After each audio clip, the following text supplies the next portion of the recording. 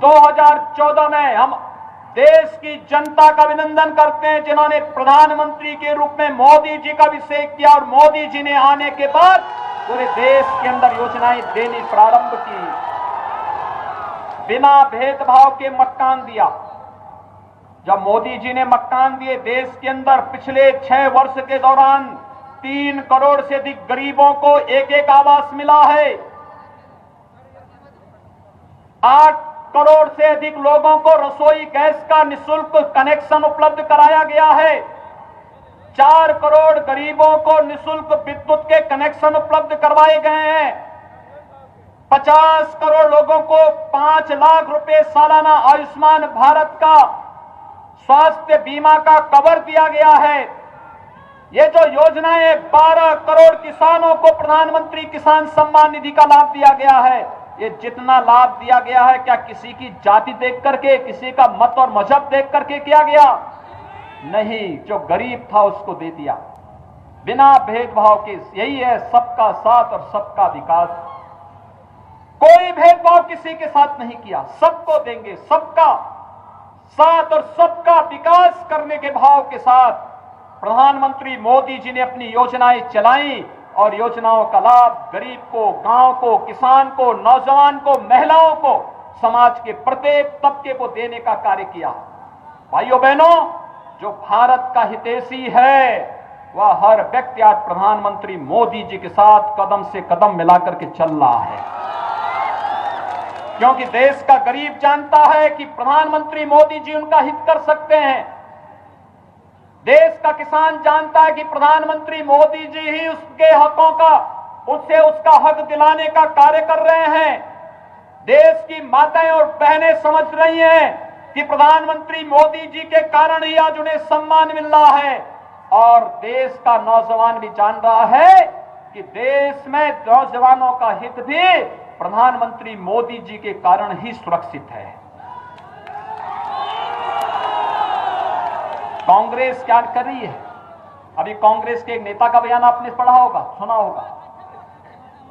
वह पाकिस्तान की तारीफ कर रहे हैं।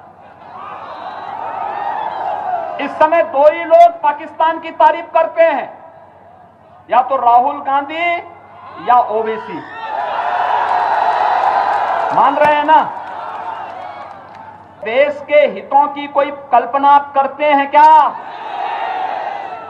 क्या ये देश का हित करेंगे? इसीलिए लोग क्या बोलते हैं उन्हें?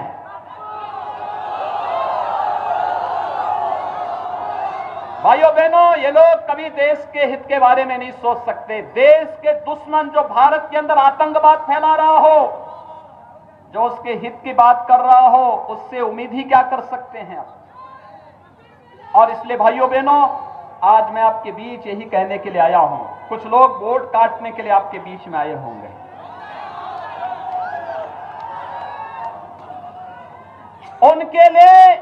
उनके लिए देश का हित नहीं, उनके लिए बिहार का हित नहीं, उनके लिए स्वयं का हित महत्वपूर्ण है।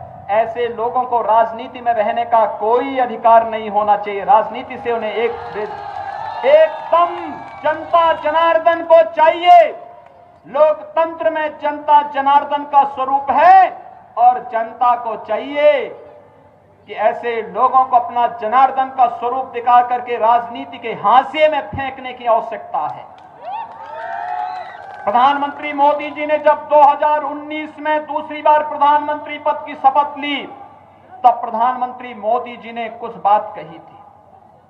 उन्होंने कहा था, पहला 5 वर्ष गरीब कल्याण के लिए, अगला 5 वर्ष भारत को दुनिया की एक महाशक्ति के रूप में उत्थान के लिए।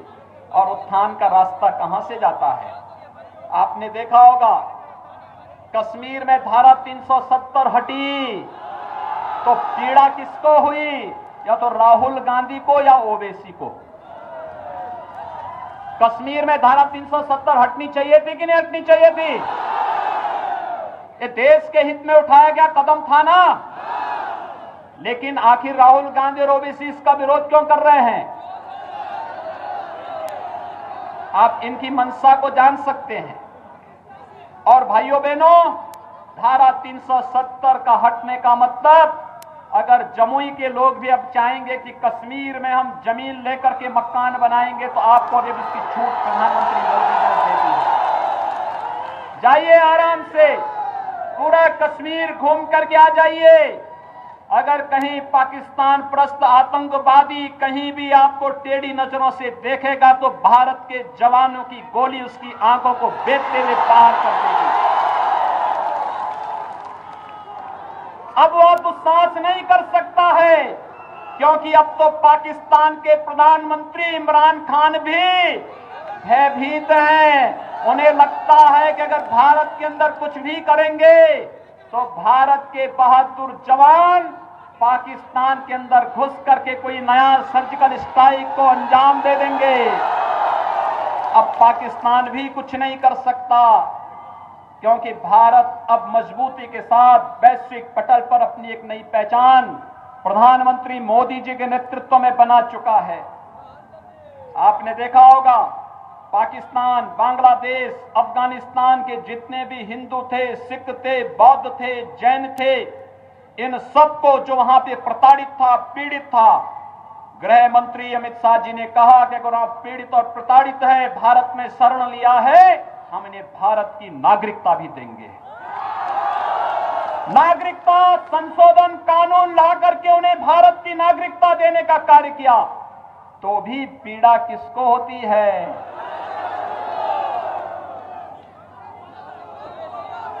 और पिछली बार लोकसभा चुनाव में जब मैं बिहार आया था तो बिहार के लोग मुझसे एक बात पूछते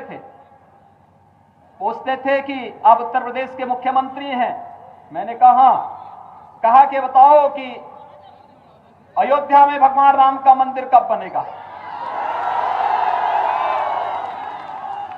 उस समय मीडिया से जुड़े हुए कुछ लोग मुझसे पूछ रहे थे कि आप लोग कहते हैं कि मंदिर वहीं बनाएंगे, लेकिन क्या तारीख भी बताएंगे?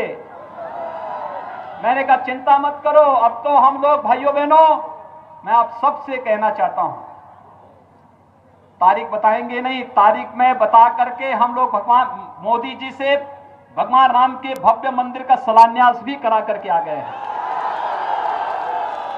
भव्य मंदिर का निर्माण अयोध्या के अंदर चल रहा है। 492 वर्षों की कसक को मोदी जी ने पूरा करते हुए अयोध्या में भगवान राम के भव्य मंदिर के निर्माण का कार्य भी प्रशस्त कर दिया है। और इसलिए भाइयों बहनों, आज मैं आप सबसे कहने के लिए आया हूं, कोरोना कालखंड था, मैं नहीं तो बिहार के हर विधानसभा क्षेत्र से और हर गांव से लोगों को बुलाने वाला था अयोध्या। क्या आप आइए अयोध्या में भगवान राम की यश और कीर्ति के अनुरूप उनका भव्य मंदिर का निर्माण भी होगा और प्रधानमंत्री मोदी जी के नेतृत्व में भारत दुनिया के अंदर इस यश और कीर्ति को कोने कोने में पहुंचाने का कार्य करेगा।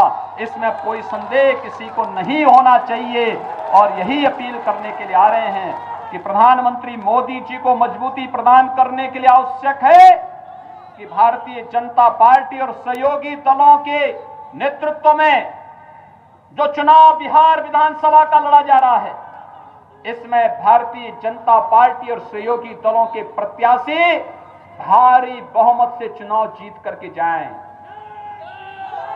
भाइयों बहनों, यही अपील करने के लिए आज हम सब आपके बीच आए हैं।